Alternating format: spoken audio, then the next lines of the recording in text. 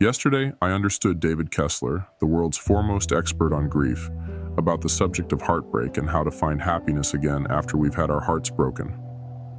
One thing that became crystal clear to me is that heartbreak and grief are deeply intertwined. People always ask, which grief is the worst? Is it the death of a loved one? Is it a divorce where you're constantly reminded of the rejection? My answer is always the same: yours. Your grief is the worst because it's your personal agony. David said that grief is a change you didn't want, and what is heartbreak but a change you didn't want? When someone leaves us, betrays us, or decides they no longer want us, it's a change we did not want, and we call that heartbreak. Heartbreak is a kind of grief.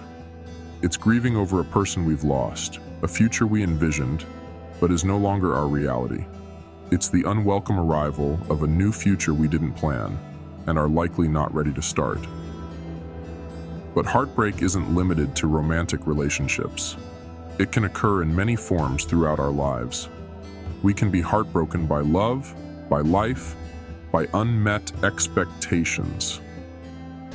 Heartbreak is a certainty of life, and we are all going to experience it. When I was listening to David, something interesting happened. He said something that immediately brought up my own emotions. He said, when you're in a state of comparison, you're in your mind, but you don't have a broken mind. You have a broken heart. This hit me hard. We often think our heartbreak isn't as severe as others, or we don't feel entitled to our grief because our situation doesn't seem as dire. But it's not about logic, it's about the heart. David's words made me reflect on my own heartbreaks, not just in romantic contexts, but in life in general. I found myself tearing up, trying to carry on as if nothing was happening. But David noticed my struggle and acknowledged it, saying, there is something there, some unattended grief. We all have unattended grief. So I invite you now to think about the grief, the disappointments, the heartbreaks in your life that you've not attended to. Why don't we attend to these things? Because the pain behind them is so difficult to confront. David shared an analogy that struck me. Buffalo head towards a storm because they know that by facing it, they will endure it for less time. We, on the other hand, try to avoid the storm, keeping it at a distance, and in doing so, we stay in its orbit indefinitely. We numb ourselves, avoid triggers, or let anger mask our pain. But anger is just a bodyguard for pain. Underneath our anger is sadness, grief, and heartbreak. I realized that there are storms in my life I've bravely faced, but there are others I've been too scared to approach. David said we fear that if we start crying, we'll never stop.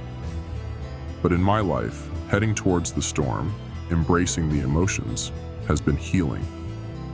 It's about showing up for ourselves, exercising self-compassion, and coming to terms with our losses. Our culture often demonizes feeling sorry for ourselves, but feeling for ourselves, acknowledging and attending to our pain, is crucial. It's not about wallowing without accountability, it's about healing. When someone truly sees and understands us, it can be profoundly healing. What if we could do that for ourselves? David also said, no one ever abandoned me as badly as I abandoned myself. We abandon ourselves by judging, shaming, and criticizing ourselves. We abandon our own pain, not sitting with it, not exploring it, not showing up for ourselves. David's kindness and compassion in his voice were a stark contrast to how I've often spoken to myself. His voice modeled self-kindness for me. It's scary to change and grow, but we know what staying the same feels like. This video invites you to look at your unattended grief, head towards the storm, and start adopting a kinder, softer voice for yourself. Let David and me be that voice for you. I've put together the Ultimate Heartbreak Expert Series with some of the best minds on the subject to help you find happiness after heartbreak. If you have gained something from this, like and subscribe, so you'll get access to this series for free. Let's face our storms together.